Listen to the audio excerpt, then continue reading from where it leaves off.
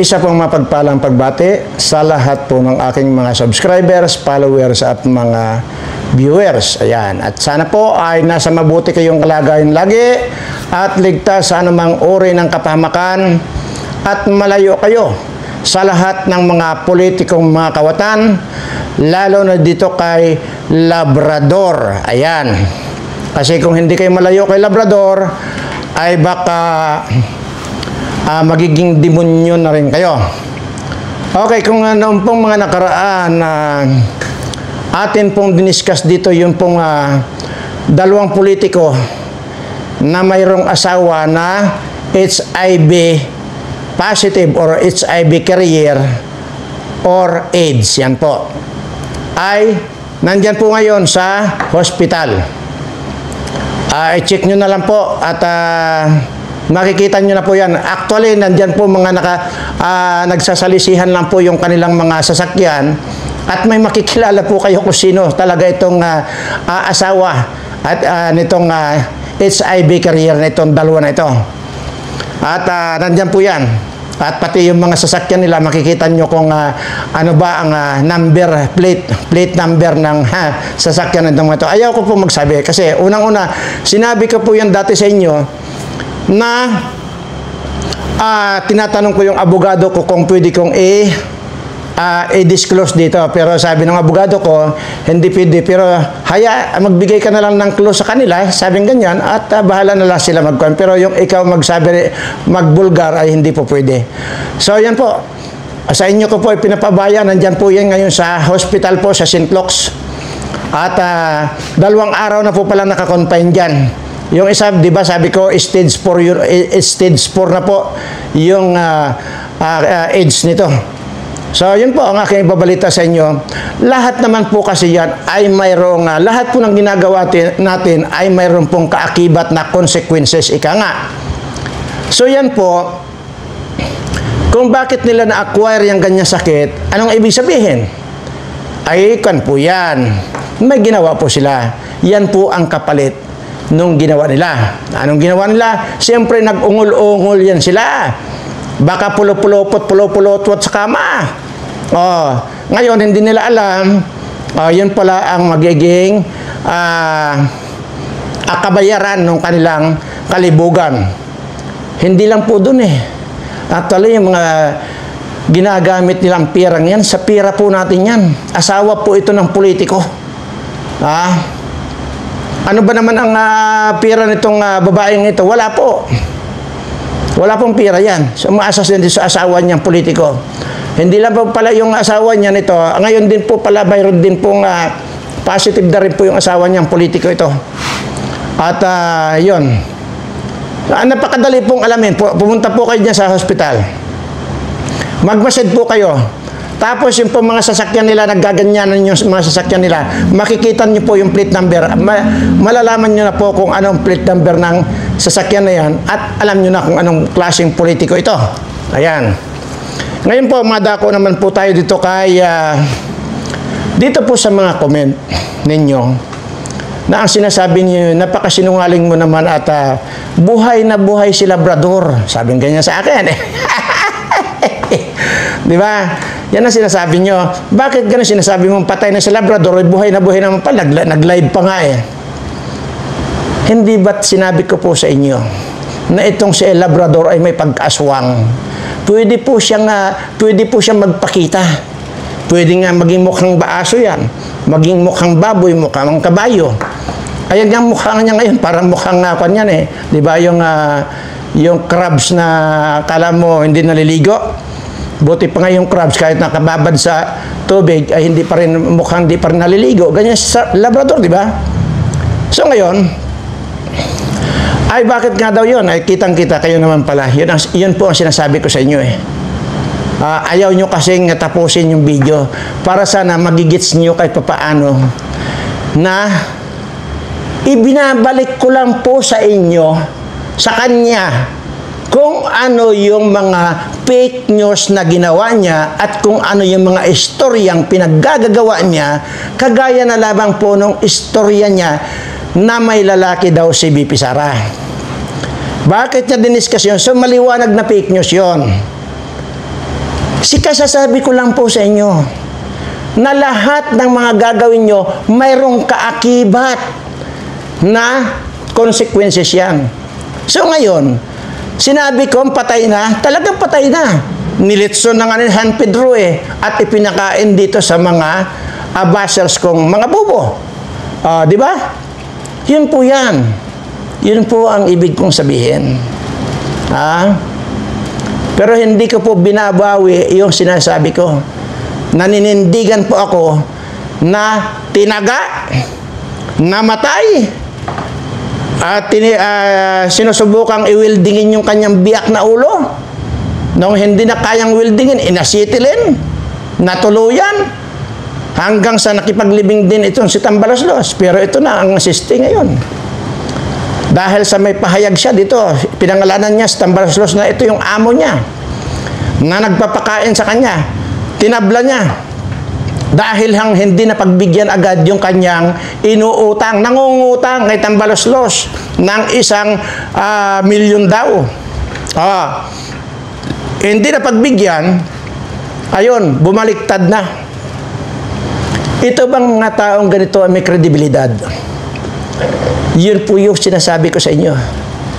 Ibinabalik ko lang sa kanya kung ano yung mga pinaggagawa nito. Yung kasinungalingan at kapit-news-fake newsan yan, ibinabalik ko lang sa kanya. Yan ang hindi nyo naintindihan, dito lalo na, mamaya po ay lahat po ng mga bashers ko na nandito nakalista, tutusukin ko po yan mamaya at dadasalan natin at bibigyan po natin ng sakit itong mga ito. Mamaya na po yan. Yan po yan. So, well good. Kung buhay pa. Isip nyo lang yung buhay pa. Baka naman kaya may katarata yung mga mata ninyo. At akala ninyo si Kwan yun, si Labrador yun. Nilitso naman ni San Pedro Mario Joseph naman kayo, sinasabi ko nga po hanggat hindi nyo nabubuong panoorin yung isang tao na nagsasalita, hindi nyo po makukuha. Ganun lamang po yan. Kaya ang lalabas lang po sa inyo, mga bobo kayo at mga tanga. Pero mamaya po, bibigyan na rin po natin ng sakit itong mga bobo at tanga para po hindi na makapanglahi. Kasi kawawa naman po yung mga malalahian ito, yung mga batang darating na mga bobo rin na kagaya nitong mga bashers ko. Ayan. So yan po yan.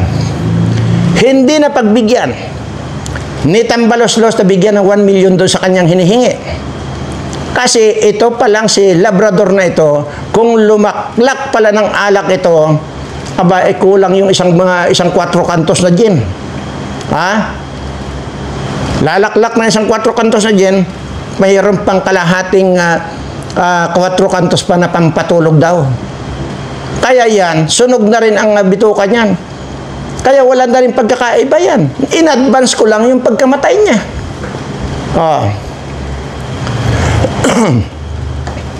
Ganun lang po ang ibig ko sabihin. Dito po, hindi po ako nangunguna rito. Kung ano lang po yung, kung sino yung makita ko dyan na nag-fake news, ibabato ko lang din po yan, mas matindi pa. Tingnan nyo nga yan. Kaya naman kayo mga nanonood, kung hindi nyo rin lang alam ang buong istorya, huwag na kayong magko-comment ng fake news ako. Unang-una, pag kayo ang sinabi ninyo, doon sa mga nakapanood ng buong video, sasabihin nila, napakatanga ninyo. Kasi sila nakapanood ng buo. So alam nila na itong akin na ito, ibinabalik ko lang doon sa mga taong mga gago. Sinabi ko na po yan sa inyo. Kung ikaw ay gago, mas gago ako. Nasusulat yan sa Birana Bible. Kung ikaw ay tulisan, mas tulisan ako. Kung ikaw ay kriminal, mas kriminal ako. Ganun lang yun. So, ibinalik ko lang dito sa unggoy na ipipanyo na ito na lasinggo. Yan ang kinuha ninyo, iniidolo ninyo. Aba, tingnan nyo, sa kaiidolo-idolo ninyo, hanggang ngayon ang papangit ninyo. Yung mga umiidolo rito kay Labrador, ang papangit. Tingnan niyo mga itsura ninyo. Hindi ba intindihan kung kayo ay mukhang tao, mukhang hayop kayo? Di ba? Huwag na. Yun ang sinasabi ko. Tingnan niyo kung nagsasalita yan. Puro fake news. Maninira ka ng tao na hindi mo naman talaga sigurado. Kagaya yung sabihin na may lalaki raw si Inday Sara. So, deserve mo. Ngayon, kung ayaw mong kung hindi mo kayang tanggapin itong mga sinasabi ko sa iyo, dahil binalik ko lang yung kapiki-pikian mo, abay, magkita tayo. Ipakita mo sa akin yung galing mo sa tsako. At ipapakita ko rin sa iyo, gaganyanin ko lang ikaw, matutunaw ka.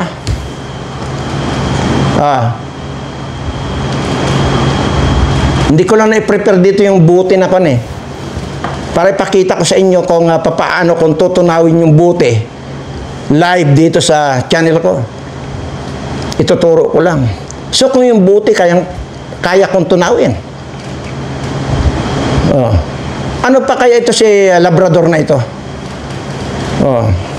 Ngayon, ano ang naging consequences nitong mga kagaguhan ni Labrador? Ang consequences nito, di ba? Namamalimos na. Namamalimos na. Di ba?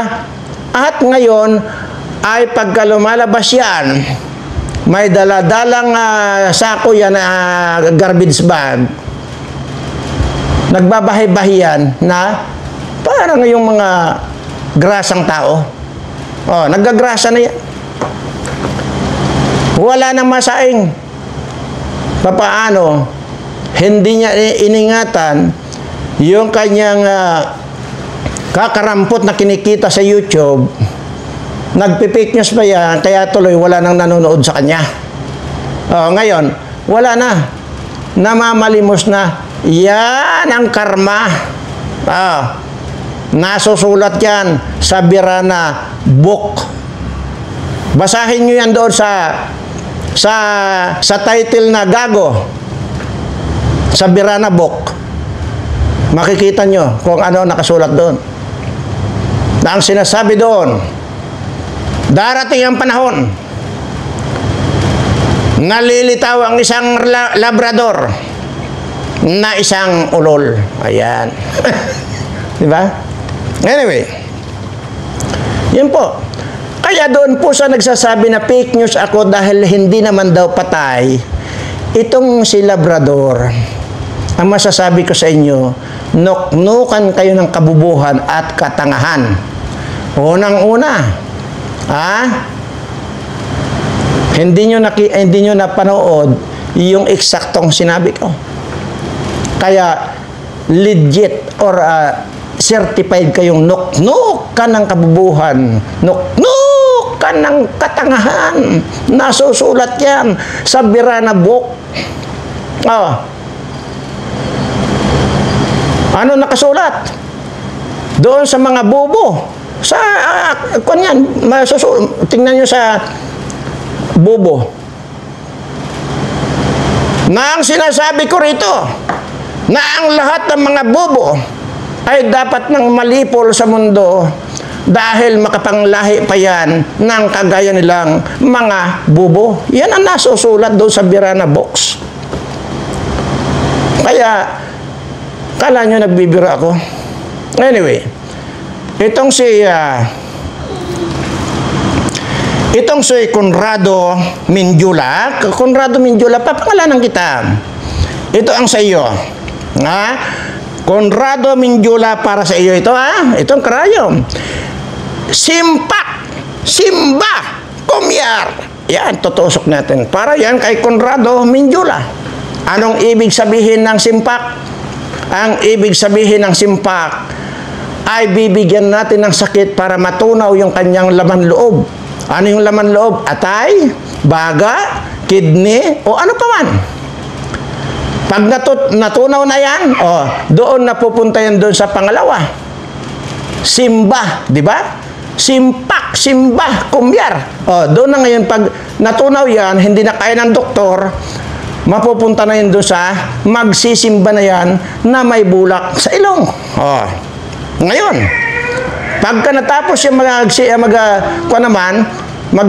na may bulak sa ilong, mapupunta na doon sa kumyar. Anong ibig sabihin ng kumyar? Ang kumyar ay yung lahat ng huling kahuli-hulihang lahi niyan magiging kumyar. Ang ibig sabihin niyan, yung mga kaapu-apuhan ninyo magiging abnormal at makikita nyo na sa kalsada yan, manguhuli ng langaw at kakainin. Ganyan po yan. Yan. Ganyan ang mangyayari. Ito. Pangalawa, si MIA-PAX, PACS, MIA-PAX, simpak, simba kumyar.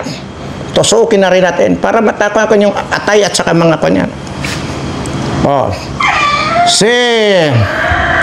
Si Windar Yap, simpak, simba kumyar.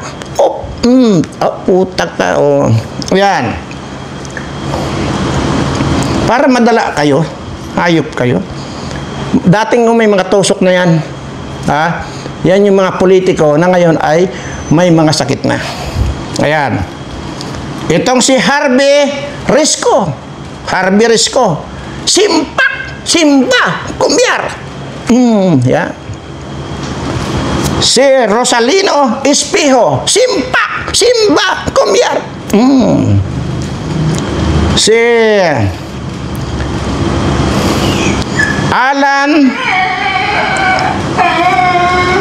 Alan Tumakin. Alan Tumakin. Simpak, simba, kumyar. Hindi na napapansin? Pati yung boses ko nag-iiba pagka sinasabi kong simpak, simba, kumyar. Ito naman si Romeo Perez. Simpak, simba, kumyar. Yan. Angelo Alayon. Simpak, simba, kumyar. Itong si Susan Laudencia. Simpak, simba, kumyar. Putang ina ka. Ikuan mo na, isa lang muna doon, ha? Isa lang muna yan para kuan na yan, para tumalab na sa kanila. Okay. Ngayon ay mamaya-maya po ay bubunot po ulit tayo ng dalawa ng tig sa 10,000. Ano po? At yan naman po ay parang katuwaan lang po natin. At kahit na pa barya-barya lang yan, ay kahit pa paano, di ba? Ganun lang po yan.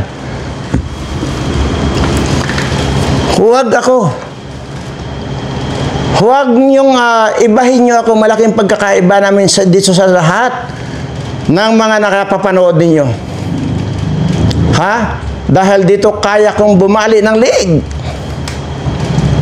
sa pamamagitan ng aking pagtitig. Ano ngang noong kabataan ko, mayroon akong gustong ligawan dati. Ayaw sa akin ng tatay. Ang ginawa ko, buwisit na to. Akala mo may utak itong tatay nito. Sabi ko. Ang ginawa ko, dumaan ako sa kanila, nakasakay ako ng kalabaw. Initsahan ko siya ng sulat. Ang sabi ko, doon sa sulat, pagka pumanhik ako ng ligaw dyan sa iyo, hindi ako magsasalita. Kasi, useless. Pag pumunta ako doon, lagi nakagitna yung tatay. Hindi ako makapanligaw. Yun ang ginawa ko. Pagpunta ko dyan mamaya, nandun sa sulat ko, pagpunta ko dyan mamaya, maglalabas ako ng stick ng sigarilyo. Kapag binigyan mo ako ng phosphor na pangsindi sa sigarilyo, ibig sabihin, tinatanggap mo ako or gusto mo ako. Ito na, nung gabi, pumunta na ako. Paiksiin natin ang kwento. Naglabas ako ng isang stick ng sigarilyo. Binigyan agad ako ng posporo. Ibig sabihin, gusto niya ako nung babae. Walang kalamalam yung tatay. Nandun sa gitna eh. Nung binigyan ako ng posporo, tumalikod na yung nililigawan ko, nagsinya sa akin, pupunta raw siya doon sa likod ng bahay at doon raw siya dadaan kasi sasama na siya makipagtanan sa akin. Nangyari, nagtanan kami. Walang kamalay-malay yung tatay. Akala nung tatay, tulog na yung anak niya. Sabi niya sa akin, umuwi ka na kasi tulog na yung anak ko. Opo, hindi niya alam, sumama na makipagtanan yung anak niya sa akin. Ngayon, nung uwi na kami, natural, gutom na ako noon, bumili ako ng pagkain ko. Pagkalapag ko, kumain ako. Sabi nung babae sumama sa akin magtanan, bakit di mo ako binili ng pagkain? Kako, bakit? Kanya-kanya tayo. Sabi ko ganyan, bibili ka ng iyo, bibili ako ng akin. Bakit naman kita bibilan? Sabi ko ganyan. Ay, siyempre, tinanan mo ako. Ay, wala sa usapan yan. Sabi ko ganyan. Ngayon, ganun daw yun. Magtanong ka din sa mga matatanda. Di nagtanong ako doon sa mga matatanda. Ang sabi sa akin ng matatanda, ganun daw talaga, dapat daw, pakainin ko raw yung, parang asawa ko na raw yun eh. Kasi tinanan ko na nga. Asawa ko na yun. Kaya, obligasyon pakainin. Ay, sabi kay putang ina. Sabi ko, wala sa utak ko yan. Unang-una, sabi ko ganyan, bakit ko naman pakakainin? Sabi ko, yung hindi ko kaano-ano. Ang ginawa ko, umuwi ka na sa inyo. Aba, bakit kita pakakainin? Hindi kita kaano-ano. Di ba? Pinauwi ko. Ayan. Nako, baka na naman baka na ibas ako nito mga tanga na mga bobo na mga baser ko. Anyway, yun po ang sinasabi ko. Ibahin nyo ako. Dahil unang-una, ako kaya ko mag-kwandito. Kaya ko magsindi ng sigarilyo. Gamit ang wallet. Anyway, sabi ko sa inyo gamit lang itong wallet ko. Kita nyo yan. Wallet yan. Pero sige. Tingnan natin. Pero ito po ay hindi ko po sinasadya na manigarilyo dito sa harapan ninyo. Pero ipapakita ko lang po na mayroon akong kakayanan sa kahit na anong pagkakataon. Pwede kong lusawin ang bunbunan ni Labrador na kahit na malayo ang agwat namin. Or kagaya nito, kung sino yung pumunta na kayo, kung sino yung nakakaalam ng bahay ni Labrador, pumunta kayo doon. At sabayan nyo itong pinapakita ko. Habang sinisindihan ko sa grilyo ko sa pamamagitan ng itong pagbukas lang na aking wallet. Lalagablag din yung ulo ni Labrador. Mariusip kayo. Di ba? Ayan o. Kita nyo yan. Di ba? Lumagab-lab. Tingnan nyo. Yung bunbunan ni Labrador, sunog!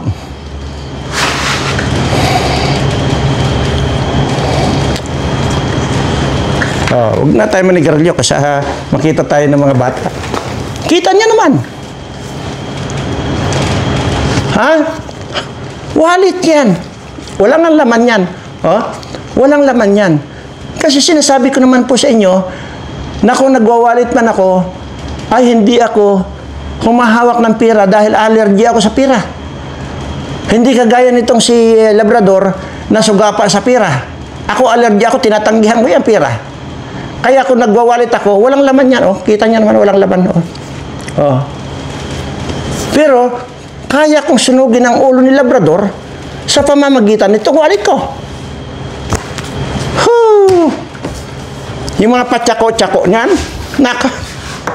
wala yan. Mariusip. Ngayon alam nyo na dito sa mga bobo at mga bashers ko na mga tanga na ibinabalik ko lang yung kung ano yung ginawa ni Labrador.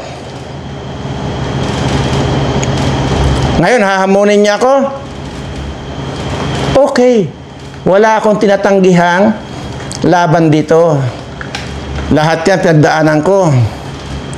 Kaya sinasabi ko nga rito, di ba? Panoorin niyo yung mga dating mga video ko. Ha? Imagine niyo, ibabas ninyo akong ganito, hindi niyo ako kilala. Panoorin niyo muna yung mga video ko. Alam niyo, itinataya ako ang buhay ko sa paghahamon dito sa mga kawatan na magpapabaril ako at may pustahan, ha? At kung halimbawa man, pinatos nila yung hamon ko itong mga politikong mga kawatan, di ba't ang sinasabi ko dyan sa video, lahat na mapapanalunan natin sa inyo mapupunta? Dahil hindi ko na nga po kailangan ng pira eh. Tingnan nyo, isasagasa ako ang buhay ko, pero hindi naman talaga mangyari na mamamatay ako dyan eh. Una, nandyan po yan sa video ko. Kaya nga magpapabaril ako, pag hindi tumalab yung baril na pambabaril na sa akin, talo sila. Ipusta na nila lahat ng mga kayamanan nilang kinulimbat. Ginagawa ko ba ito para sa sarili ko? Hindi po. Ginagawa ko po ito para sa inyong lahat. Dahil ang sinasabi ko po rito, ang anumang mapapanalunan natin dito, sa inyo po mapupunta. Ay kung pinatos ng mga politikong hinahamon ko ng patayan, ay di may pira kayo. Kasi hindi naman ako papayag na walang pustahan. Para ano pa? Magpasikat? Hindi ko kailangan magpasikat dahil unang-una, sikat na ako. Ha? Sikat na ako sa puso ng ating Panginoon.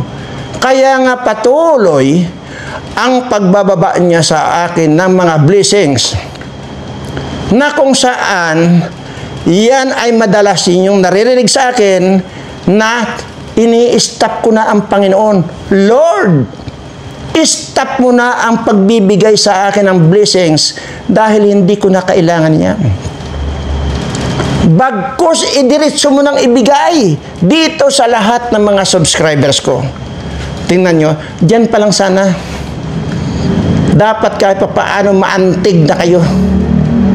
Pero sa halit na maantig, ibabas nyo ako, kaya tuloy, ayan, kasalukuyan na ngayon sinasalang doon sa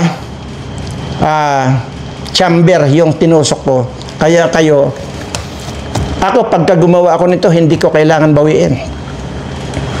Hindi nyo man maramdaman ngayon. 1 buwan, 2 buwan, 3 buwan, hanggang sa mararamdaman nyo na yan. Mamamatay kayo. Sinasabi ko sa inyo. Ngayon, ano ang pipiliin ninyo? Yung mangbas kayo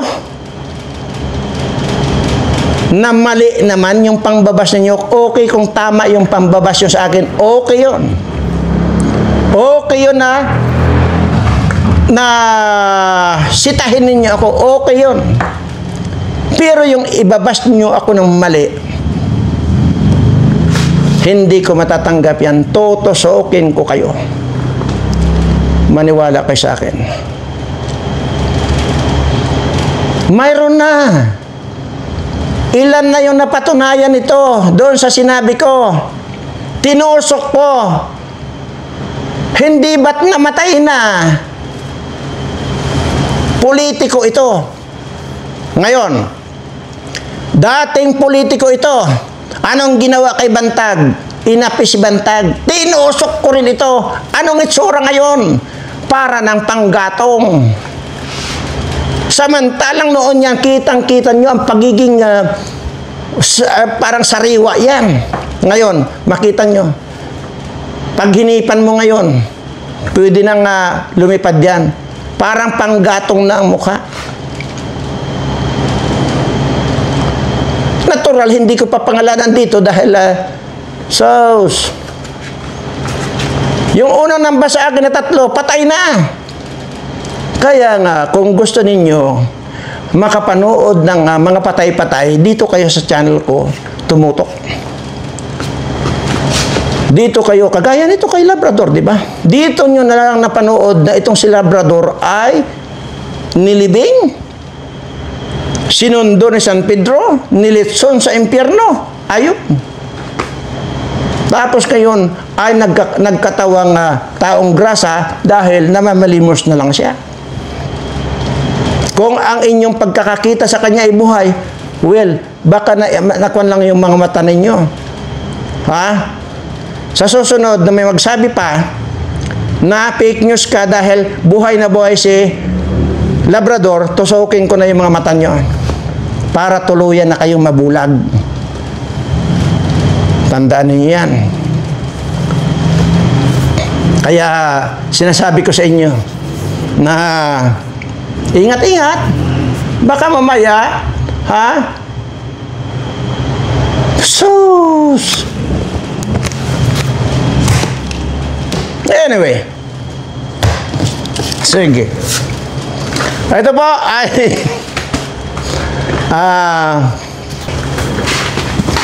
okay. So, ito pong ating babunutin ngayon, kagaya ng sinabi ko, na ito ay 10,000 lang po bawat isa at 2 lang po yung ating bubunutin ngayon. Ano po? 2 lang po yung bubunutin natin sa halagang 10,000. Okay? At kahit pa paano naman ay makabili kayo ng asin, bitsin, ganun. Barya. Sabi ko nga po sa inyo, ha?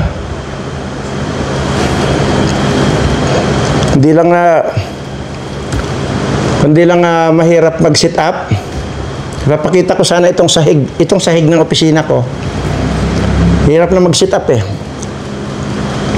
Pero sa susunod, kung meron sana akong videographer, pangsamantala, iikot ko kayo rito sa sahig lang. Dito sa sahig lang ng aking opisina, makita ko nyo kung anong makikita nyo. Kaya sinasabi ko, mayabang ako. Pero kitang-kita nyo ang kayabangan ko. Ganon ang magyabang. May katibayan. Pero sige, sa susunod, makita nyo kung ano yung tinatapakan ko rito dito sa sahig ng opisina ko, ha? Hanggang doon yan. Sa kabilang dining room. Ha? At hanggang doon sa bahay dasalan ko. Kasi meron akong kwarto rito na dito lang exclusive na nagdadasal ako. Magmula rito hanggang doon yan. Makikita nyo kung ano yung tinatapakan ko. Hindi ako kagaya ng Labrador na patay gutom. Ha? Tingnan nyo, namamalimos na lang. Kaya nga sinasabi ko nga di ba? Sino? Kung mayroong kayong tao na makita na nagsasabi na, Lord, huwag mo nang bigyan ako ng blessings. Hindi ko na kailangan. Kung mayroong kayong makitang ganyan, na tao na nagsabi ng ganyan, bibigyan ko kayo ng 5 milyon.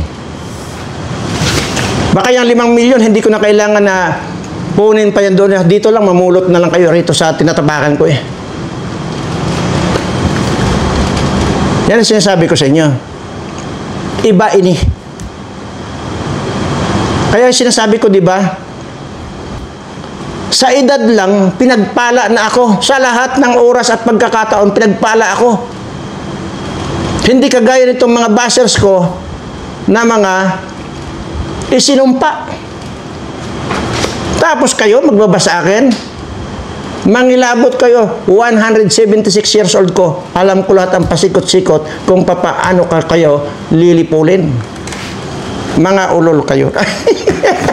Sorry po, sorry. Sorry dun sa ulol. Pupunutin na po natin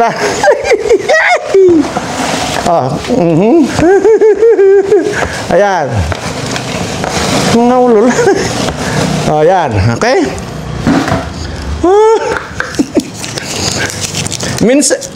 Minsan nga po pagka may time ako, baka kung sino sa inyong gustong mamasyal din sa akin, para maranasan nyo naman ang tumapak dito sa opisina ko, hanggang doon sa pasilyo. Ha? nakikita nyo ito sa likod ko. Kung yan, exclusive na kalsada yan dito sa akin. Kung may nakikita kayo mga motorsiklo, mga paminsan-minsan na four wheels dyan, nagro-ronda lang po yan.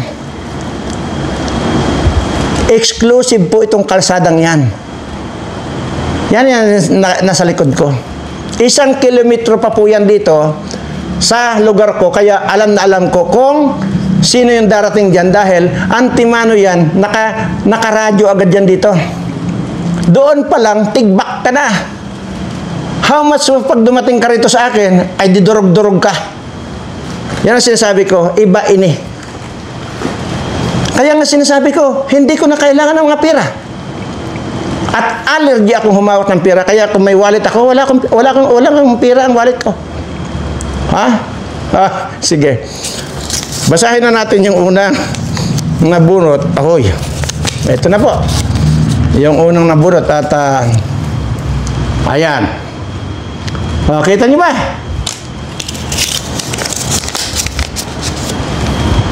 Ayan. Mare Punsalan. Ayan. Mare Punsalan. Alam nyo na kung saan nyo ikiklim ito, ha? Yan. Sunod na natin yung isa. Para sa ganun ay kuwan yan. Matapos na agad. Yan. Hindi ko tinatingnan yan. Hindi ko tinitingnan. Ito.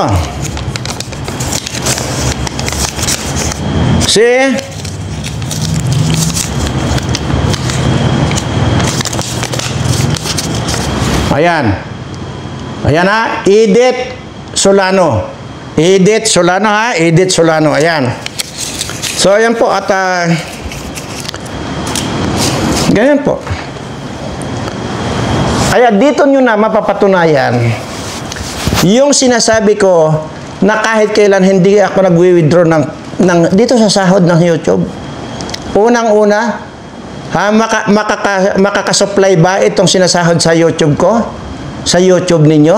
Na araw-araw ako nagbibigay ng 20 mil? Hindi po.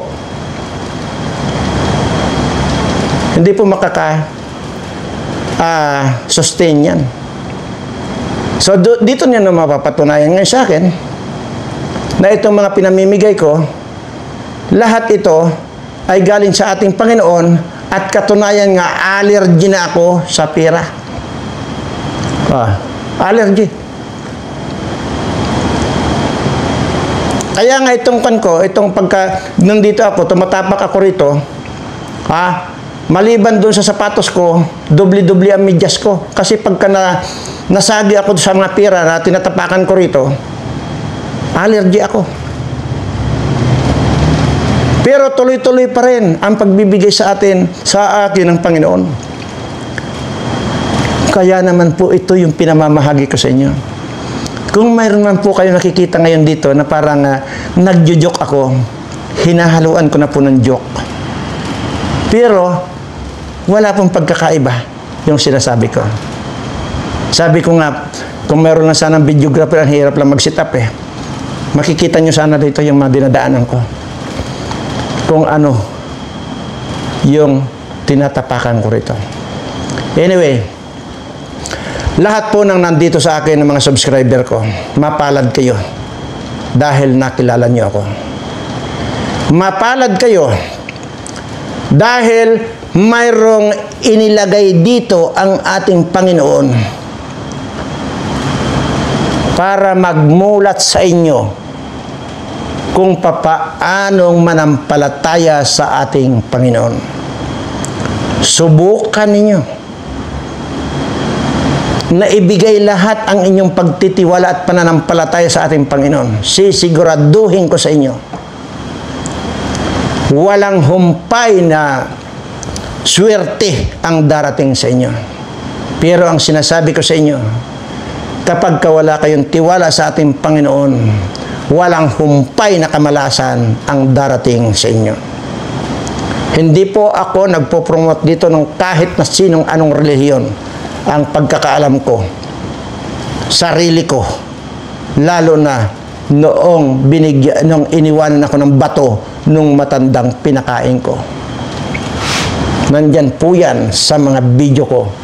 Kung gusto niyo pong alamin lahat ang kasaysayan ng buhay ko, nandyan po lahat yan.